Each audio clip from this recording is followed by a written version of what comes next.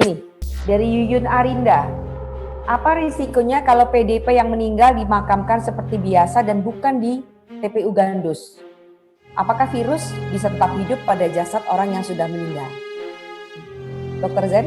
Ya, jadi kan kita pernah artinya di media kita pernah baca di suatu tempat, saya lupa di Jawa Timur, yang sampai satu desa diisolasi.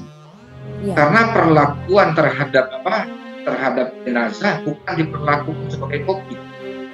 Maka orang yang memandikan, yang mengapani, peluk ciumnya, terus menguburkannya, dia terpapar. Dan itu beresiko untuk terjadi penularan COVID ini. Nah, tetapi kalau dia sudah diperlakukan sebetulnya sebagai standar COVID, perawatan jenazahnya sudah dibungkus plastik, kemudian dimasukkan ke dalam kotak, sebetulnya di pemakaman umum pun tidak masalah karena dia sudah dikubur di dalam, apalagi 1,5 meter ke dalam, virus itu tidak akan menyebar. Tidak problem, jadi tidak harus digandus sebetulnya. Boleh di tempat-tempat pemakaman umum biasa.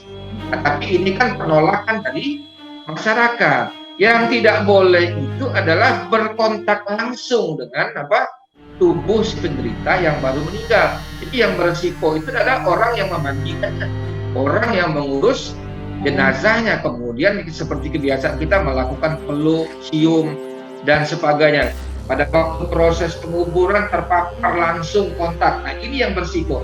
Tetapi kalau itu sudah dilakukan dengan sadar, sebetulnya kita tidak perlu ke pemakaman gandus, pemakaman umum pun bisa. Oke, jadi sudah clear ya.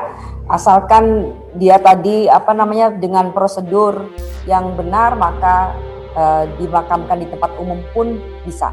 Asalkan jelas betul ya, Dok ya. Ya. Oke.